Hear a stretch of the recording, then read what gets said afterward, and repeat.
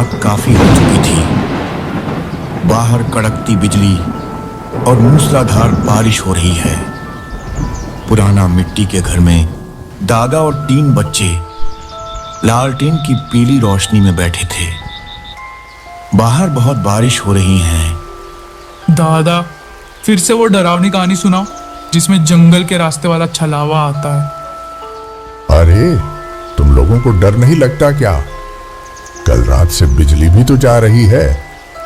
नहीं दादा, आज तो बरसात है, कहानी और मजेदार लगेगी। तो सुनो, ये किस्सा है करीब 50 साल पुराना। जब हमारे गांव से 2 कोस दूर भैरवपुर नाम का एक छोटा सा गांव हुआ करता था। दादा ने लालटेन की लौ को थोड़ा सा तेज किया और कहानी शुरू की। रात भी ऐसी ही थी। सावन की काली रात, बादल गरज रहे थे और गांव का हर शख्स घर में दुबका हुआ था। लेकिन उस रामदीन, जो गांव का बैलगाड़ी चलाने वाला था, देर रात एक सवारी छोड़कर लौट रहा था। हे भगवान, इतनी देर हो गई। ये जंगल का रास्ता भी पार करना है।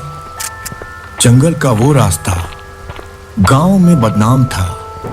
कहते हैं वहां एक औरत का छलावा आता है जो रात में अकेले चलने वालों को रास्ता भुला देता है और सुबह उनकी लाश तालाब में मिलती है।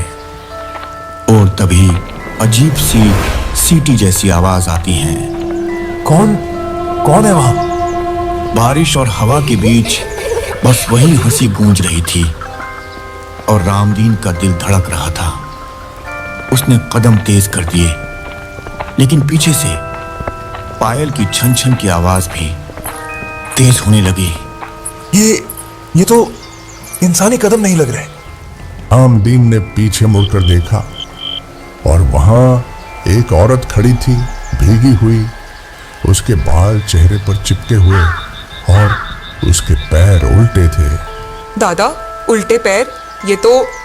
हाँ, वही था, छलावा। रामदीन के पांव कांप रहे थे। उसकी आंखें बरसात और डर दोनों से धुंधली हो रही थी और वो औरत वहीं खड़ी थी जैसे उसे रास्ता रोक रही हो। माई, तुम कौन हो इस रात में? अरे, कहाँ जा रहे हो? आगे का रास्ता मैं दिखा दूं क्या? रामदीन ने गौर से देखा। उसके चेहरे पर एक अजीब सी मुस्कान थी और बरसात के बीच उसकी आंखें ऐसे चमक रही थीं जैसे कोई जानवर अंधेरे में चमकता है। नहीं, मैं अपना रास्ता जानता हूं। रास्ता? इस जंगल में कोई रास्ता नहीं निकलता। इतना कहकर वो औरत एकदम से मुड़ी और रामदीन का दिल बैठ गया। उसके पैर उल्टे ही नहीं, पीछे की तरफ ऐसे मुड़े थे जैसे किसी ने हड्डियां तोड़कर पलट दी हों। भगवान बचा ले। उसने बिना पीछे देखे दौड़ना शुरू कर दिया, लेकिन बारिश और कीचड़ में उसके पांव फिसल रहे थे और पीछे से पायल की आवाज, हवा में गूंजती हुई हंसी और कभी कभी कान में फुसफुसाती आवाज, रुक जा, रुक जा। बच्चों, कहते हैं छलावा कभी सीधे पीछे से नहीं आता। वो तुम्हें घुमाकर उसी जगह ले जाता है जहां से तुम निकले थे। तो दादा, रामदीन बचा? सुनो, रामदीन ने देखा आगे एक मिट्टी का रास्ता था। उसे लगा गांव आ गया, लेकिन जैसे ही उसने पांव रखा, उसके चारों तरफ वही पेड़, वही अंधेरा, वही जगह, जैसे वो गोल गोल घूम रहा हो। ये कैसे हो सकता है? तभी उसके सामने वही औरत खड़ी हो गई। इस बार उसकी मुस्कान और चौड़ी थी और बरसात में उसकी आंखों से जैसे लाल पानी टपक रहा था। अब कहाँ जाओगे? रामदीन ने आंखें बंद कर ली, लेकिन तभी पास के पुराने पीपल के पेड़ पर एक काला साया हिला और हवा में अजीब सी बदबू भर गई। बच्चों, ये छलावा का असली रूप था, कास्मी और बिना चेहरे का। बारिश लगातार बरस रही थी, बिजली की कड़कड़ाहट बीच बीच में पूरे जंगल को नीली रोशनी से भर देती और उसी चमक में पीपल के नीचे खड़ा वो लंबा काला साया हिल रहा था। ये इंसान नहीं, ये तो साये का चेहरा नहीं था, उसे गहरी काली धुंध, और वहीं पास खड़ी वो औरत जो अब हंस नहीं रही थी, बस घूर रही थी। रुक जा, जब तक तू मेरे साथ नहीं चलेगा तू गांव नहीं पहुंचेगा। नहीं, मैं तो घर जाऊंगा, मुझे छोड़ दे। रामदीन के कदम पीछे हटते हटते कीचड़ में धंस गए। बारिश का पानी उसके घुटनों तक भर गया और उस पल उसे लगा जैसे जमीन उसके पांव खींच रही हो। कोई है?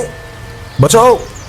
लेकिन वहां बस बरसात की आवाज थी और उस काले साये की ठंडी भारी सांसें जो उसके बिल्कुल पीछे आ चुकी थीं। बच्चों, कहते हैं छलावा जब अपने शिकार के पास आता है तो उसकी सांसें इतनी ठंडी होती हैं कि आदमी का दिल जम जाए। ओ, रामदीन मर गया? नहीं, अभी सुनो।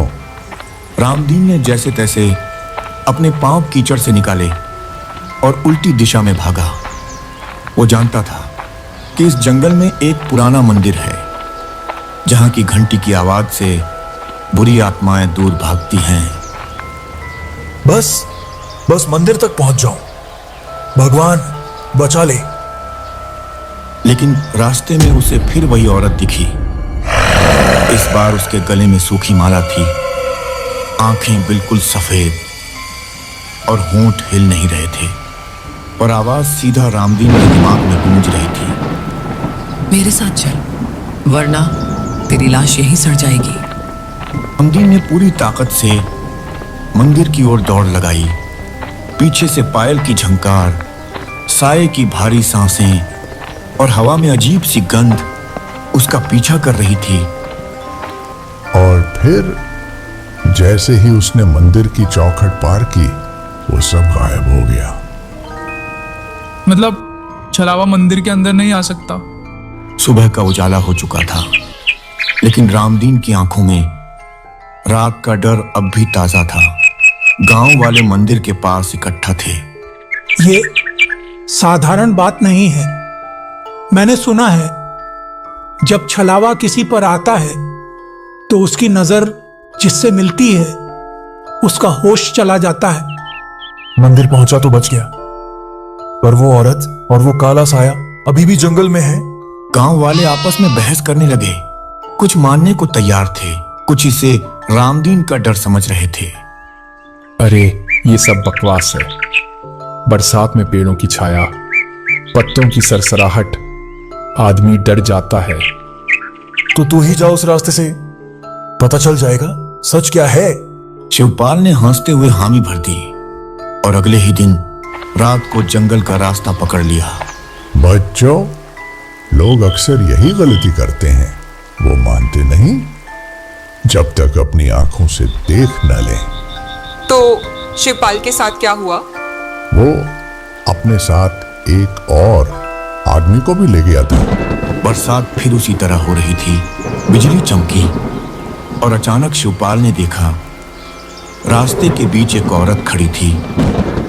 भीगी साड़ी, खुले बाल और वही पायल की छन छन, लेकिन इस बार उसके साथ वो लंबा काला साया भी था। शिवपाल, ये कौन है? तुम दोनों मेरे साथ चलो। शिवपाल हंसने की कोशिश कर रहा था, लेकिन उसके होंठ सूख गए थे और पांव अपने आप आगे बढ़ने लगे, जैसे किसी ने उन्हें खींच लिया हो। गांव में सुबह तक दोनों वापस नहीं लौटे, और जब लौटे तो उनकी आंखें बिल्कुल सफेद थीं और वे किसी की भी आवाज का जवाब नहीं दे रहे थे। मतलब छलावा ने पकड़ लिया था? हाँ, और उसके बाद गांव में रात को अजीब आवाजें आने लगी, जैसे कोई पायल घसीटते हुए गलियों में घूम रहा हो।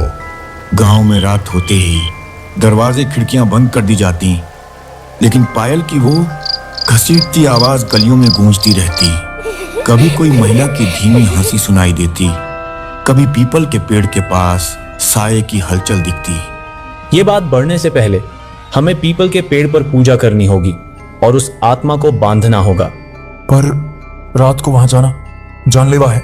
अगर अब न गए तो पूरा गांव इसकी चपेट में आ जाएगा। रात का समय तय हुआ। पुजारी, रामदीन और 4-6 गांव वाले लालटेन लेकर पीपल के पेड़ की तरफ निकले। हवा में अजीब सी बदबू थी, जैसे सड़े मांस की। दादा ये तो बहुत डरावना हो रहा है। अभी तो असली डर बाकी है बेटा। जैसे ही ये सब लोग पेड़ के पास पहुंचे, पायल की आवाज एकदम से बंद हो गई। एक पल के लिए सन्नाटा छा गया। फिर एक ठंडी हवा का झोंका आया और सामने वो औरत खड़ी थी, भीगी साड़ी, उल्टे पैर, पीछे से वही लंबा काला बिना चेहरे का साया निकल आया। अब इन भूर्भुवः स्वः। साया गुर्राने लगा और औरत की आंखों से काले आंसू टपकने लगे। लेकिन तभी शिवपाल और उसका साथी, जिनकी आंखें सफेद हो चुकी थीं, पेड़ की जड़ों से बाहर आ गए और गांव वालों पर झपट पड़े। इनको रोको, नहीं तो सब खत्म हो जाएगा। पुजारी ने घंटी बजानी शुरू की और उसके हर झनकार पर साये की चीख तेज होती गई। लेकिन अचानक बिजली चमकी और वो औरत गायब हो गई। नहीं, ये बांधने से बच निकली है। अब ये यहां नहीं रुकेगी। उस दिन के बाद से भैरवपुर का वो जंगल सूना हो गया। गांव वाले वहां जाना छोड़ दिए। लेकिन बरसात की रातों में आज भी पायल की घसीटती आवाज और किसी के फुसफुसाने की धुन सुनाई देती है।